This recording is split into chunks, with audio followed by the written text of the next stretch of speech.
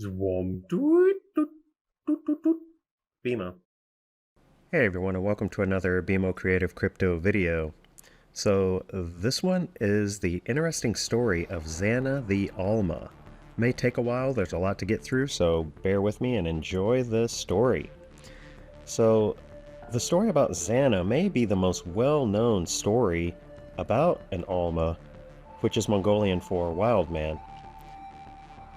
The Zanna story is about a female Alma, Abnayu or Almasty, that was captured and trafficked by a small community in or near the village of Takina in the Ochomachiri district of Abkhazia in the 1880s and 90s.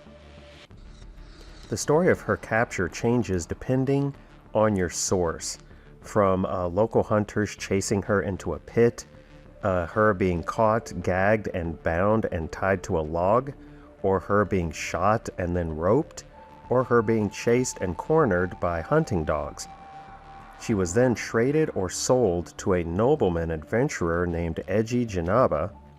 At first, she was kept in a cage, then a small enclosure because of her aggressive wild tendencies. Interaction was only for feeding her, which was usually just throwing the food in there. It was said that she dug a hole in the ground and slept in it for the first 3 years of her captivity. Over time, she became calmer, more domesticated, and basically gave up. She was moved to a fenced enclosure under a huge awning near the house where she was tethered at first and then let loose and in the enclosure, and she never tried to escape, apparently. She never went far from where she received food. She did not like being indoors and preferred to do everything outside. Her skin was said to be dark, and her whole body was covered with reddish-black fur, is what they said. She was roughly 6.5 feet tall, broad-shouldered, with large body parts and very muscular. It was said that she could outrun a horse and swim across the river even when it rose in a violent high tide. She was very strong and could lift incredible amounts of weight and was impervious to the cold. Because of her strength, she was given many domestic tasks such as grinding grain into flour, bringing home firewood, and hauling water. They say she never learned to speak, but they do write that she made inarticulate sounds and mutterings, so which is it? Did she speak or not? She knew her name and carried out many commands and preferred to walk naked even in the winter, tearing dresses that she was given to shreds, is what they said. The thing I love about this story, even though there's so many different versions, is that it totally humanizes Bigfoot. See, Almas are supposed to be Bigfoot, kind of like Yeti or Sasquatch, and according to modern Bigfoot researchers, this is not cool because the general media about Bigfoot is supposedly that they are an undiscovered ape. And I keep saying they're not apes, they're people. Zanna even is reported to have had kids by either getting drunk with the locals and having one-night stands or by rape, depending on the story you hear. She would not have been able to get pregnant if she was not human. After giving birth under the watchful eye of the women of the village, she would bite off and tie the umbilical cord herself, and then, to the women's astonishment, happily run and wash the newborn in the cold river. Of course, the genetics of the newborn are have the basic human in there along with her superhuman genetics, and so the infants were weaker genetically, and so the cold water killed them. 2 of them died this way. So the local women from that point forward started taking the newborns away from her and rearing them themselves. 4 times this happened, and the children, 2 males and 2 females, grew up as villagers and were not slaves, which to me puts to bed the story that Zanna was a slave. It is said that Zanna's kids were not the smartest or the best looking, but were abnormally strong, loyal to a fault, and well-mannered. The oldest son was named Dzanda, and the oldest girl Kadzanar, and the second daughter was Gamza, and the youngest boy Kuit, who died in 1954. He took way more after his mom genetically, because Kuit was known for being extremely strong and fast, and quick-tempered and very temperature tolerant. And he died in the late 60s, believe it or not. In the Caucasus and Pamir Mountains of Central Asia, there is reported to be tribes of Almas. These people are not formally recognized by modern science for some reason. There have been numerous sightings, though, going back as far as the 15th century. In 1430, Hans Schlitzberger recorded sightings of Almas in his journals while traveling through Mongolia. In a book published in 1963 called Still Living, a British anthropologist named Myra Shackley describes a family of Almas living in the mountains. Interesting to me that in her first publication of the book, the cover shows a Neanderthal-looking person turned to the side. You can see that there in the center of the screen. And then later, in more recent versions, they have replaced that drawing with a drawing of an ape, basically. In the bottom here, you can see that.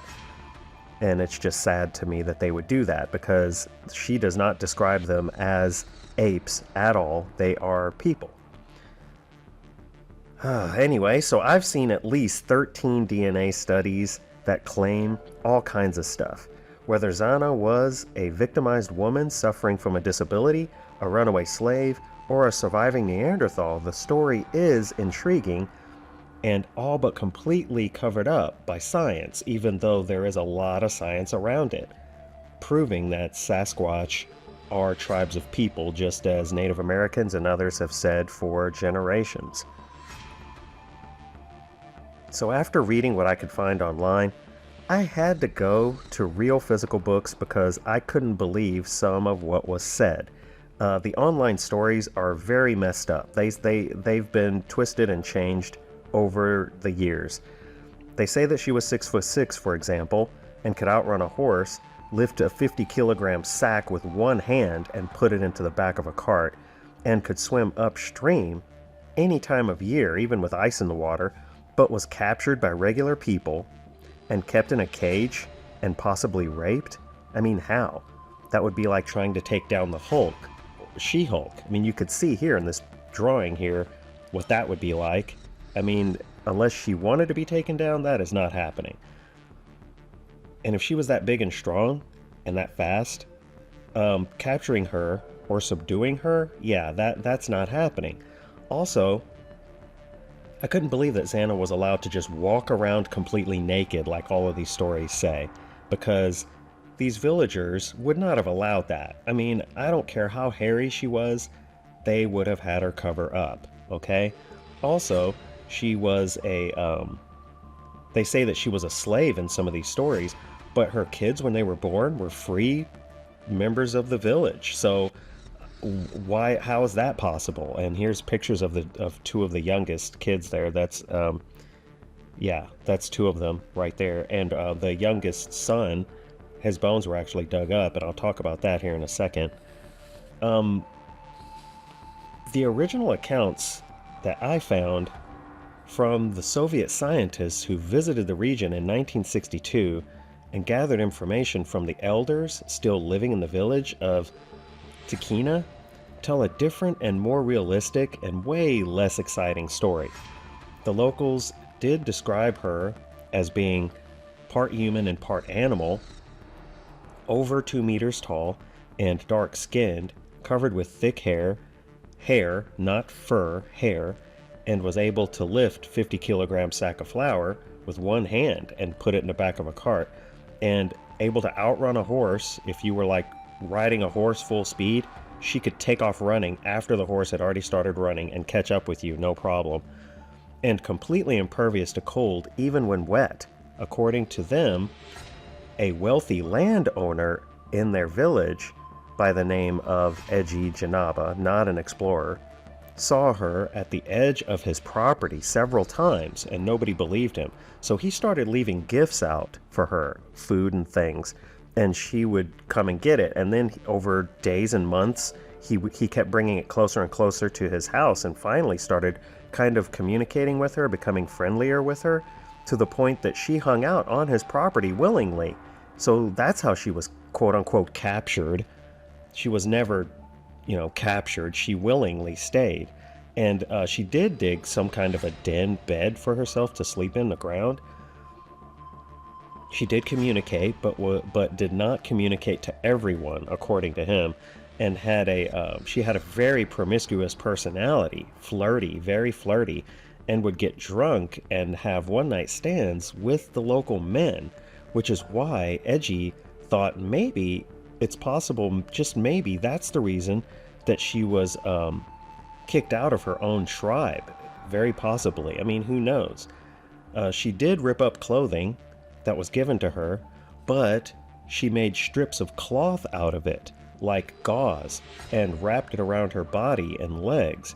Maybe clothing felt too constrictive and tight due to her size and being covered with hair, so wrapping parts makes way more sense.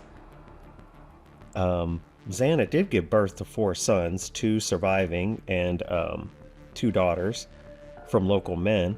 Following her death, she was buried in the Janabas family cemetery, and although the exact location of Zanna's burial site was unknown for a while, it was discovered and dug up, and the genetic studies were done on the bones to prove, of course, that she was human. I believe that. She was totally human.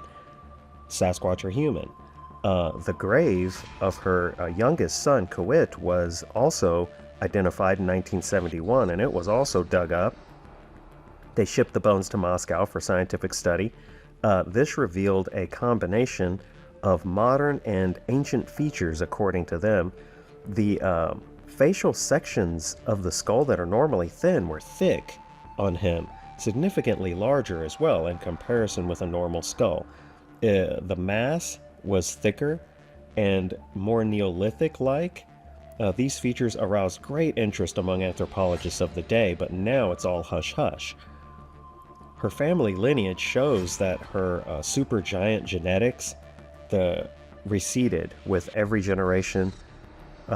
So the strength, the hair, the temperature tolerance, gradually, genetically, just went away over time as they intermarried with other people with different genetics, all the way down her family line. But I got news for you. It's not the only story of this type. In fact, I found dozens upon dozens of stories from all different kinds of people and native cultures all over the world that were very similar. Some cultures even intermarried with the hairy tribes, and their offspring looked less like the hairy tribe and more like the other native tribes generation after generation. To celebrate these stories, some tribes even made what they call transformation masks to tell the story that they came from a giant tribe and are now smaller people, but wiser people, I guess they say. They don't live as long, but they've kept all the traditions. Pretty amazing stuff. Amazing artwork, forgotten in history, but you can find this stuff online. Just go and look, see what they say about it. So, what do you think of the Almas, the Almasty, or of Zanna's story? Leave a comment below. Anyways, that is going to do it for this one. Thanks so much for watching. Please leave a like and subscribe to BMO Creative for more crypto videos. Thanks so much. Bye.